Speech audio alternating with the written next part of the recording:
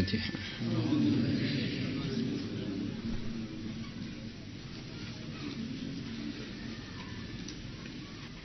Wa 'anil Bara' bin 'Azib radhiyallahu anhu qala kunna adanya kita jurusan sedang duduk-duduk inda Nabi di dekat Nabi sallallahu alaihi wasallam. Faqal maka Nabi bersabda ayyu 'ural islami awthaqu. Manakah tali Islam yang paling kuat? Ini Islam ini talinya banyak. Salat di bagian talinya Islam. Sedekah bagian talinya Islam, puasa bagian talinya Islam. Kalau amalan Islam ini semuanya dikerjakan, akhirnya Islamnya itu benar-benar terjaga benar karena tertali dari segala arah. Namanya tali itu kan ada yang tali yang terkuat atau terpenting. Ada yang di bawahnya, ada yang di bawahnya, di bawahnya. Maka Nabi bertanya kepada para sahabat, pertanyaan bukan mana tali Islam, tapi yang beliau tanyakan manakah tali Islam yang terkuat, terkokoh. Qalu para sahabat menjawab as-salatu talinya Islam yang terkuat adalah salat. Qala Nabi bersabda hasanatun salat merupakan kebaikan. Wa ma hiya biha wa ma hiya dan tidaklah ural Islam awthaqu ural Islam biha terletak pada salat.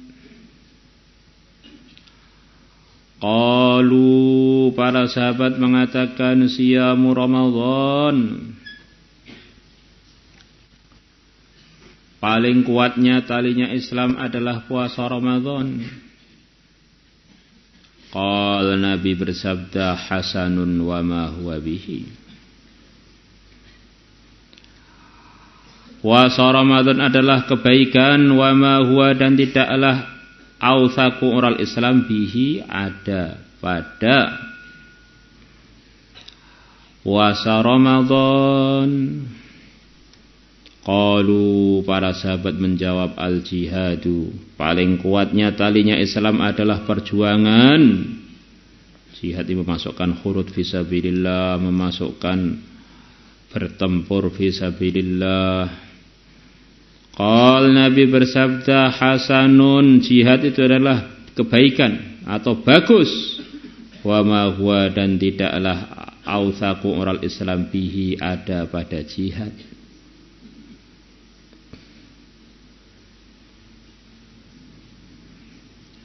Qal Nabi mengatakan awthaqu ural Islam paling kuatnya talinya awthaqu ural iman. Paling kuatnya talinya iman. Loh. Awalnya Islam, kok akhirnya iman itu bagaimana?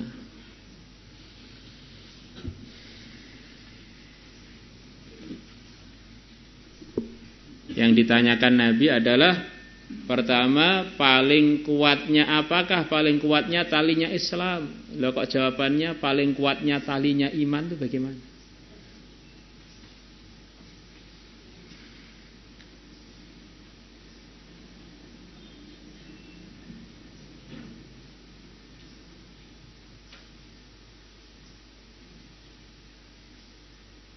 Di sini ini ada beberapa pendapat, di antara yang mudah disebutkan dalam sebagian firman Allah di surat Az-Zariyat bahwa Islam dan iman itu yang dimaksud sama saja. Qala fama khatbukum ayyuhal mursalun. Nabi Ibrahim tanya kepada para malaikat, apa berita dari kalian atau komentar kalian wahai para malaikat yang diutus oleh Allah? Qalu inna ursilna ila qaumin mujrimin. Mereka menjawab kami ini para malaikat diutus untuk mendatangkan siksa pada kaum yang melanggar batas. Terus bagaimana terusannya? Linursila alaihim hijaratam, untuk kami kirimkan kepada mereka batu-batu yang terbuat dari tanah liatnya neraka. Linusalu hijaratam musawamatan 'inda rabbika lil, yang mana batu-batu ini sudah ada tandanya. Ada yang mengatakan para mufassirin musawamah itu sudah ada nama-namanya. Ini batu ini untuk si fulan, batu ini si fulan. Yang diperuntukkan untuk orang-orang yang telah melampaui batas. Fa akhrajna man kana fiha minal mu'minin. Maka kami diperintahkan juga untuk mengeluarkan dari daerah itu orang-orang imannya. Fama wajadna fiha ghaira baitim minal muslimin. Maka kami para malaikat tidak menemukan di daerah itu selain satu rumahnya orang-orang Islam. Orang iman, orang Islam, iman dengan Islam kadang-kadang maksudnya adalah sama.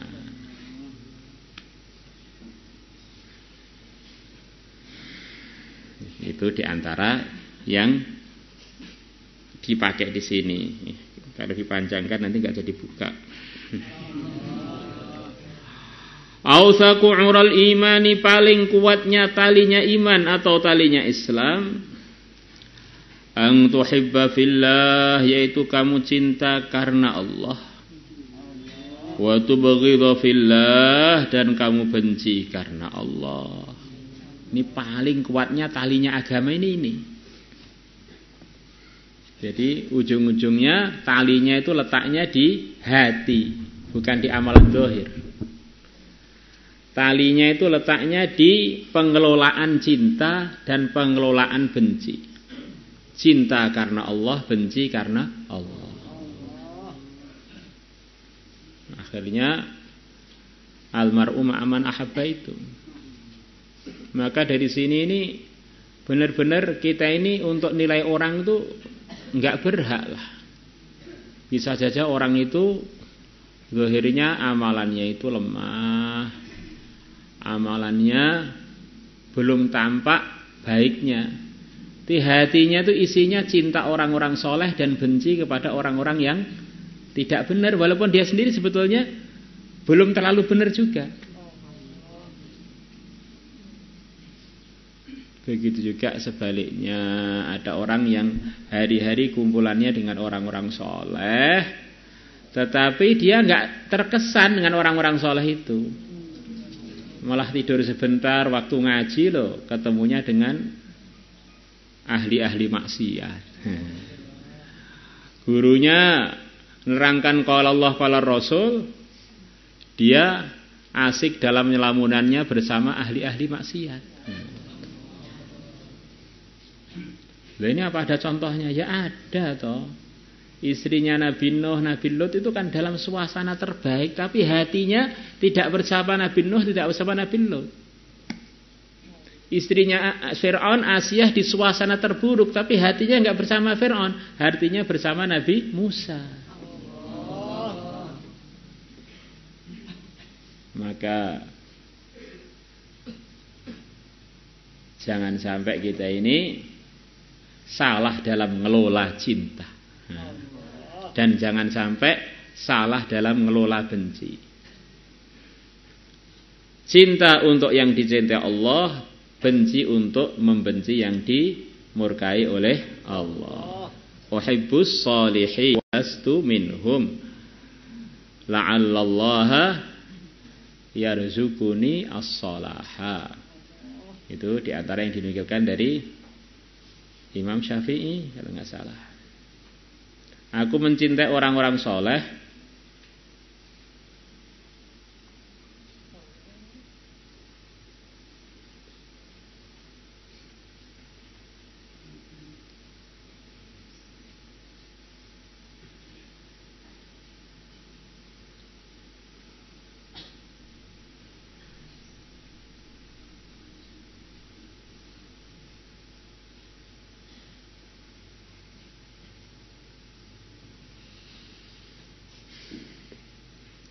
Sedangkan aku ini belum termasuk mereka. Biar harapannya saya ini diberi kesolehan oleh Allah. Jadi orang-orang yang tinggi-tinggi derajatnya itu, yang sudah dianggap orang tersoleh itu perasaannya mereka kurang soleh. Maka kalau kita ini perasaannya sudah soleh, itu hati-hati. Jangan-jangan baru namanya saja. Rawahu Ahmad wa fi isnadihi Laits bin Abi Sulaim mukhtalafun fih. Wa an Anas radhiyallahu anhu 'anil Nabi sallallahu alaihi wasallam qala, Nabi bersabda, thalathun, ada 3 hal. Man, barang siapa kunna yang salas itu fihi ada pada dirinya man, wajada maka dia akan menemukan bihinna dengan sebab salas halawatal imani, lezatnya iman.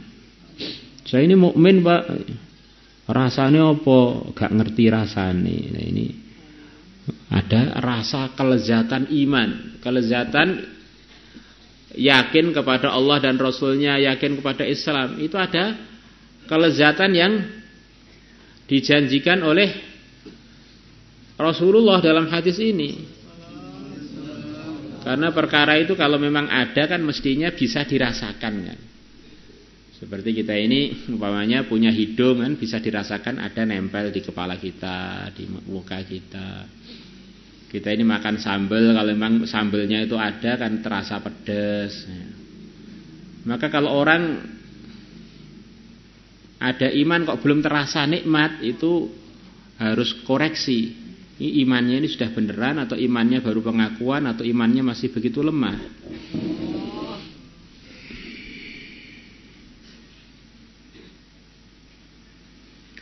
Man, pertama adalah orang kan Allah, yang adanya Allah wa rasuluhu, dan utusannya Allah. Ahabba ilaihi, lebih tercintakan kepadanya, mimma siwahu, melebihi perkara-perkara selain Allah dan Rasulnya. Jadi pertama, dia lebih mencintai Allah dan Rasulnya melebihi yang lain-lain. Nah, ini akan tampak kalau terjadi pertentangan antara cinta Allah dan cinta selain Allah.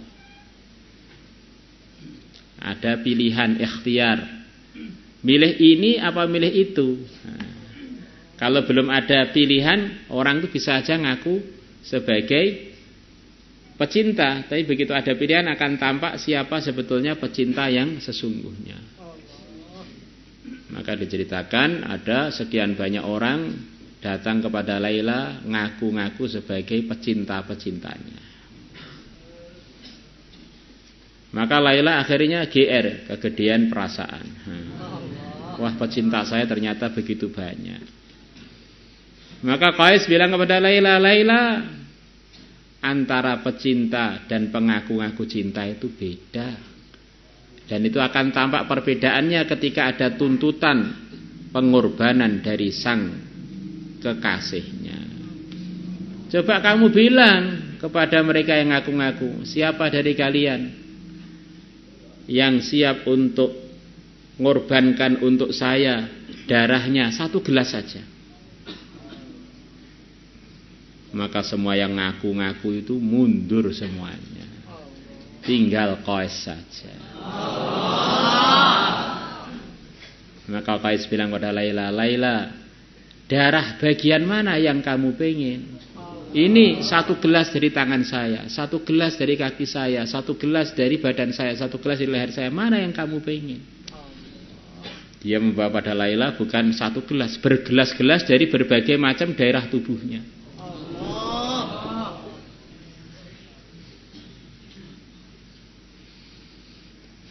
Tidak ada yang lebih dicintai Nabi dari kalangan istri melebihi Sayyidah Aisyah. Kadang-kadang orang enggak ada yang benar, yang paling dicintai Nabi itu adalah Sayyidah Khadijah. Maka kita bilang ini, yang bilang ini kurang merenung. Namanya paling itu harus ada saingannya. Di zaman Sayyidah Khadijah istrinya Nabi hanya satu, tidak bisa dipalingkan karena memang hanya satu, tidak ada perbandingan yang lain.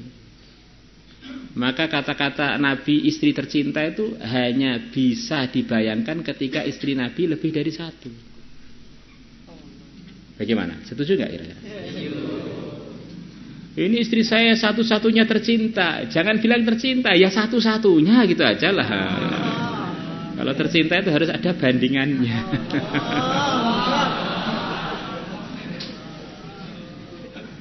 Maka sekian banyak riwayat dari Sayyidah Aisyah, beliau mengatakan, saya ini sering tengah-tengah ngobrol-ngobrol dengan Nabi.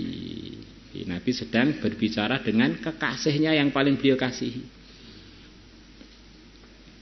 Kemudian datang azan, langsung Nabi bergerak untuk persiapan sholat, seakan-akan Nabi nggak kenal dengan saya itu. Katanya cinta kepada Allah dan Rasulnya, ngobrol dengan temannya sampai komat lo nggak ingat. Ini kan dikhawatirkan cinta palsunya terlalu zahir gitu.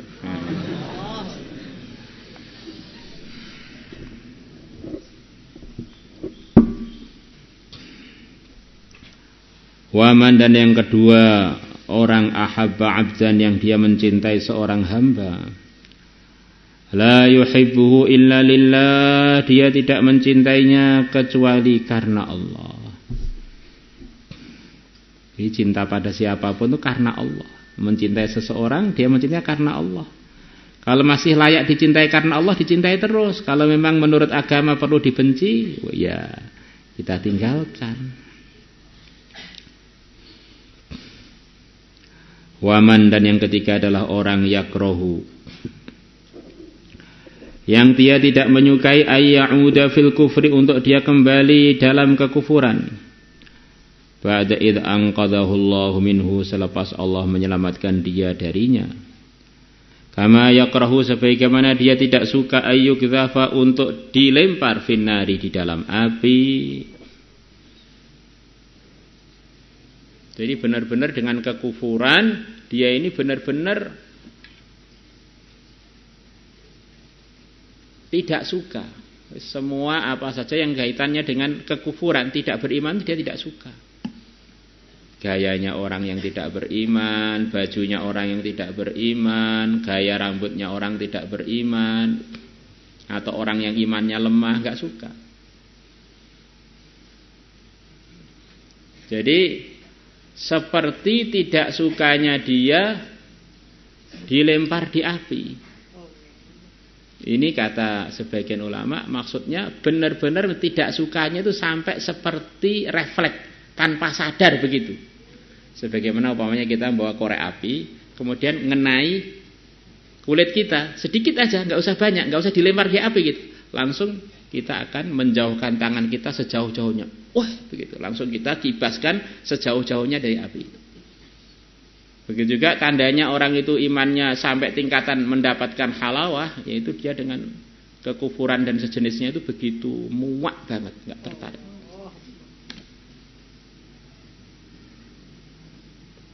Maka hati-hati, zaman akhir itu diantara usianya adalah bukan lemahnya iman, keluar masuknya iman. Pagi beriman, sorenya tidak, sorenya beriman, paginya tidak.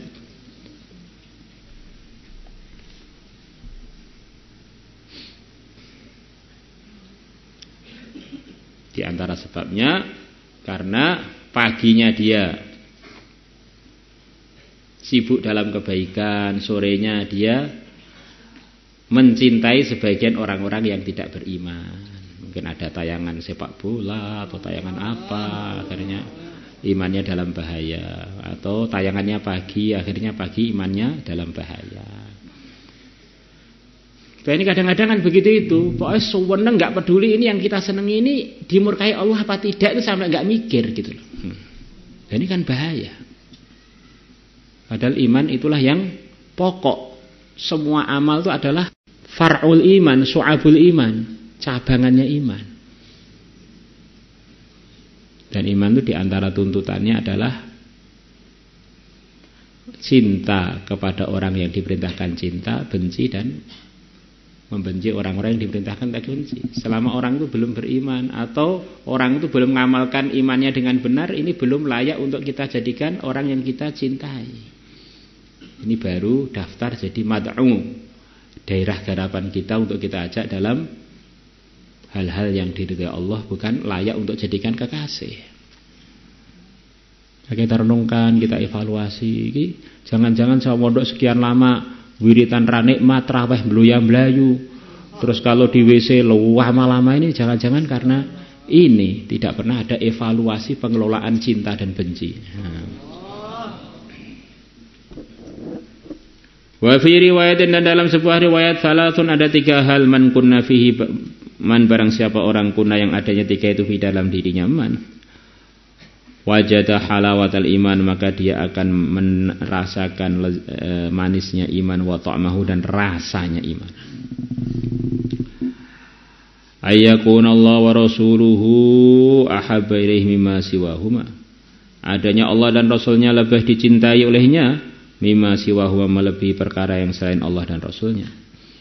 Wa ang tuhibba fillah, dan yang kedua engkau mencintai fillah karena Allah. Wa tubghidha fillah, dan yang ketiga engkau benci karena Allah. Rawahul Bukhari wa Muslim, Imam Bukhari Muslim telah menceritakannya. Maulaya salli wa sallim da'iman